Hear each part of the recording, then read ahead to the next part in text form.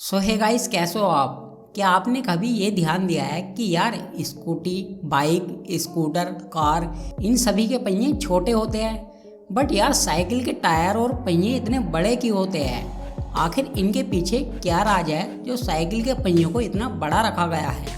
वैसे तो इसके पीछे एक गहरा राज है। तो चलिए आज की वीडियो में हम आपको बताएंगे कि साइकिल के पहिए इतने बड़े क्यों होते हैं। आज की बात करें तो आज के समय में एक से बढ़कर एक लाजवाब गाड़ियां उपलब्ध है, पर कभी एक समय ये भी था कि सभी के पास साइकिल हुआ करती थी।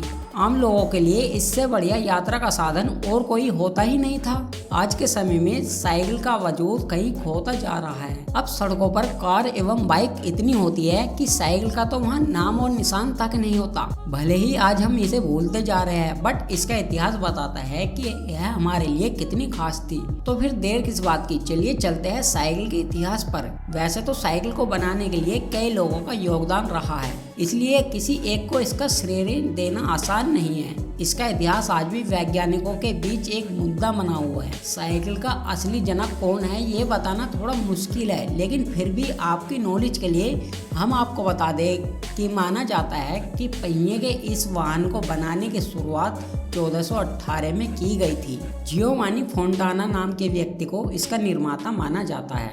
कहते हैं कि शुरुआत से साइकिल में दो नहीं बल्कि इसमें 4 पहिए होते थे, 2 छोटे और 2 बड़े। ऐसा इसलिए किया गया था कि इसको चलाने में कोई बाधा न आए, लेकिन 400 साल तक इस पर किसी ने ध्यान नहीं दिया।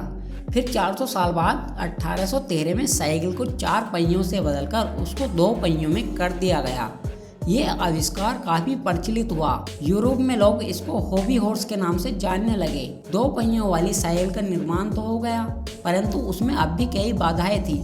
दरअसल उसमें पैडल नहीं थे और साइकिल को पैरों से ही धकेलना पड़ता था। यह काम बहुत ही थका देने वाला था। इस मेहनत को खत्म करने के लिए ही आविष्कार हुआ पैडल का। पैडल बनाने का श्रेय एक लोहार को दिया जाता है। कहते हैं कि 1839 में लोहार ने कुछ लोगों को साइकिल पैरों से खचेड़ते हुए देखा। उसने सोचा ऐसे तो साइकिल चलाने में जल्दी थक जाएंगे, और उन्होंने कुछ ही वक्त में पैडल तैयार कर लिया।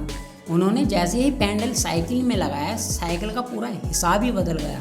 अब उससे पहले की तरह धक्का देकर चलाने की जरूरत नहीं थी।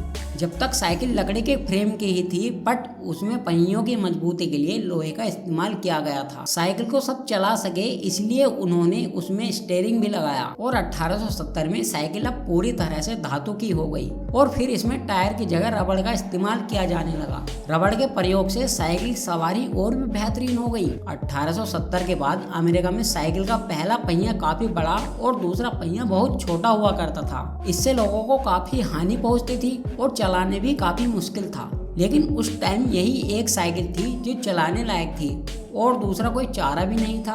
किसी को भी समझ नहीं आ रहा था कि साइकिल एक सुरक्षित साइकिल कैसे बनाई जाए। फिर 1880 में इस काम को जेके स्टेरली द्वारा अंजाम दिया गया। कहते हैं कि इन्होंने साइकिल मोच नहीं बल्कि सुरक्षा को देखते हुए बनाया था। इसकी खासियत यह थी कि इसमें पैडल आगे के टायर नहीं बल्कि पीछे के टायर में लगे थे। इसके बाद तो साइकिल के विकास में काफी तेजी आई, और 1920 के दशक में बच्चों के लिए भी साइकिल को बनाना शुरू कर दिया गया, और धीरे धीरे 1960 के दशक में साइकिल इतनी लोकप्रिय हो गई कि इनका प्रयोग रेसिंग में भी किया जाने लगा, और धीरे धीरे अब जाकर तो साइकिल बैटरी से भी चलने लगी।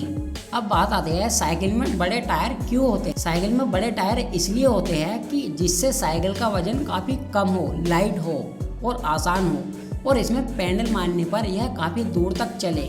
अगर साइकिल के टायर मोटे हो जाते हैं तो वह कम हवा पर आपको चलाने में काफ़ी मेहनत करनी पड़ेगी, और आप जल्दी थक जाओगे, और पैडल मारने पर काफ़ी कम चलेगी। इसलिए साइकिल में बड़े टायर होते हैं। अब आप ये बताओ कि साइकिल अपनी शादी में किस किस को मिली है, और कौन कौन अब भी चाहता है कि मेरी शादी में अब भी साइकिल मिले। आपकी साइकिल पर क्या राय है हमें कमेंट करके जरूर बताएं। आई होप आपको यह वीडियो पसंद आई होगी। वीडियो पसंद आए तो वीडियो को लाइक करें, और हो सके तो हमारे चैनल को सब्सक्राइब भी करें। धन्यवाद।